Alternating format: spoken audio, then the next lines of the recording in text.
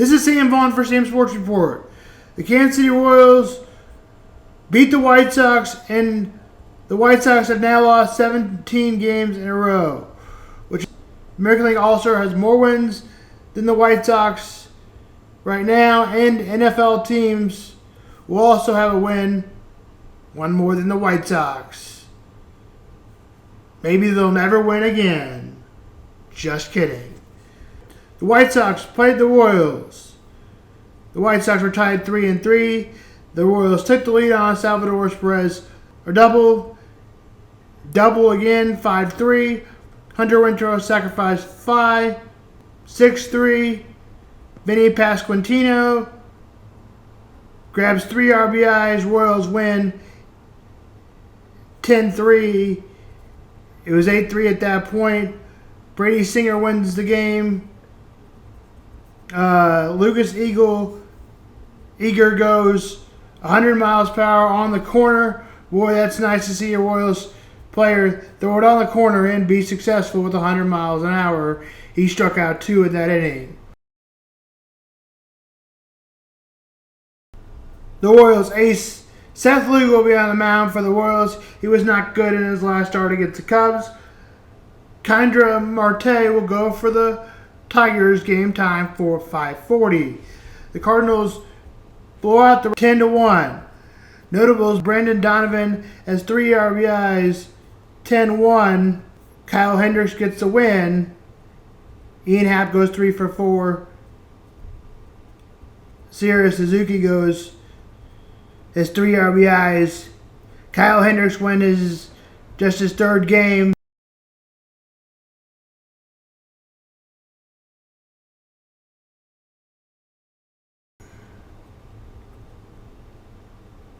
The Cardinals' winning pitcher was Michael McGravy, his first win.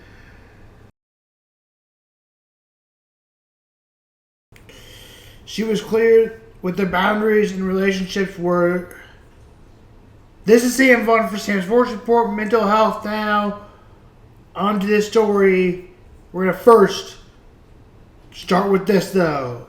She was clear with the boundaries in her relationship were getting better. People were asking her how to help find therapists who were trained. Understand the most beautiful thing is the mind. You want to quick fix that you can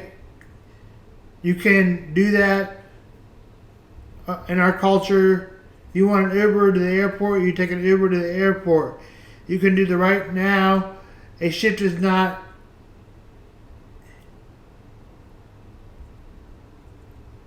a shift in emotions is not easy to manage as an Uber.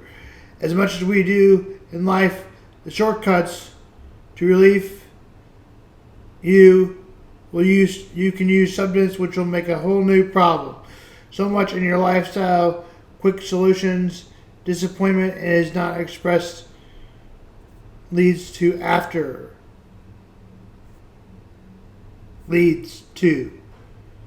No emotions, substance. We avoid the discomfort and the short-term experience of our own life. Self-care is having a moment, but self-care in this picture with wine, making self-care choices don't mix. She doesn't know if she says mixing alcohol. She knows if mixing alcohol and Netflix technology is not a good idea. Real self-care is therapy who comes in many different forms. The approach leads to this much is called social anxiety analytic therapy. This is the type you use. Also, on the Netflix story, self-care is about making good choices, according to this story. There was the CEO I worked with who picked little fights with me all the time and then worked really hard to resolve those fights. Over time, we came to understand that he unknowingly creates problems with people because fixing those problems makes him feel wanted and important. And then there was the patient who, despite being very wealthy, paid for his first session with nickels and then never came back. So that one remains a mystery.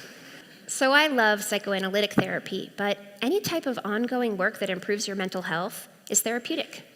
Anything that helps you become more comfortable being uncomfortable. The main point is it won't be quick or easy, and it's pretty tough to do alone. No world-class athlete has ever achieved their full potential without the support of a coach. Why do we expect to reach our emotional potential by ourselves? Having that trained, objective person to reflect you back to yourself is a game changer. What I see is most people using their friends and family for this. And my pro tip here is, while your friends and family are so important, they're not trained and they're definitely not objective. Now, at this point, if you're sitting there listening and thinking that I'm not really talking to you, I hate to say it, but I'm especially talking to you. There is so much you don't know, and we're really good at hiding things from ourselves. So unprocessed pain and unhealthy ways of relating get passed down from generation to generation. But here's the thing, so does healing. By doing this work on yourself, you are breaking the cycle. Have you ever wished that your family had done the work to build better tools, or that your boss was a little more self-aware, or that your partner was a better communicator? Well, the pure magic of it is, as you did this work on yourself, things will change around you. As you get healthier, healthier people will just start to show up. Instead of, I'll take care of you if you take care of me, in our relationships we should be thinking, I'll take care of me for you if you'll take care of you for me. I've seen what's possible when a person commits to this and the ripple effect that it has. The ways in which it will affect everyone who cares about you, everyone who comes after you, everything you touch, everything you create, everyone who you interact with in any way will be positively impacted by the work you do on yourself. I want to acknowledge that therapy requires time and money, and that can be a prohibitive factor. And there are sliding scale clinics in every major city, and in my experience, time and money tend to shrink and expand in relation to priority. The amount of time you spend preoccupied by all that's on your mind vastly outweighs the time therapy takes. So start now. Strengthen your resilience muscles while they're healthy enough to be flexed. Issues are so much easier to prevent than they are to fix. The term mental health has become equated with mental health issues. But instead of just mental fixes, we should be thinking about mental fitness. You don't have to be broken.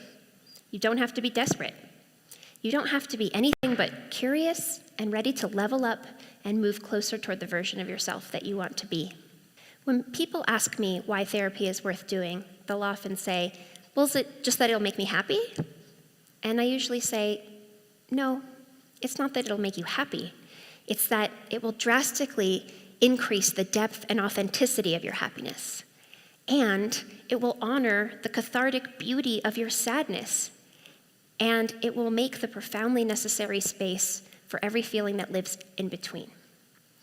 We live in a culture that fetishizes happiness. We're made to believe that something is wrong with us if we're not thrilled in every moment. But happiness is not a sustainable end goal. Happiness is only one of many healthy, useful, important emotions. And in therapy, you have the permission and support to feel the full range of human emotion instead of just one small slice. It might be difficult to understand how transformative that is until you see the magic it can spark in your life. I know I didn't get it until I tried it myself. But with all that said, this kind of deep, meaningful experience is better felt than explained. So go feel it. Thank you.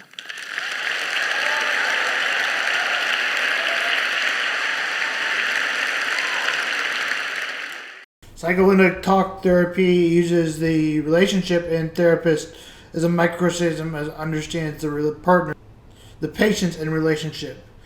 The thing you need to understand is what is happening in therapy. A person that pulls away from people when they get close does the same thing with the therapist. And when individuals pull away from the therapist, the therapist may say the same thing. This is what you're doing. And the therapist lets you understand that together. For her, she remembering being in therapy sessions,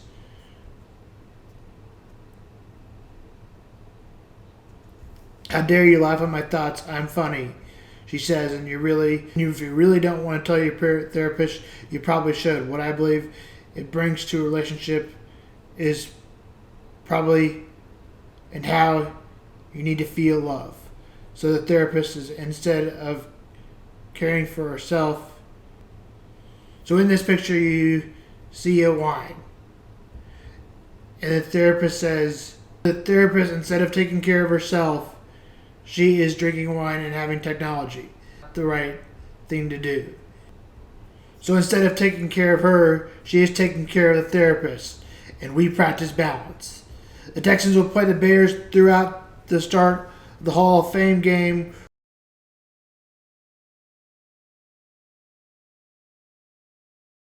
The Bears and Texans will be the only team to play 4 preseason games.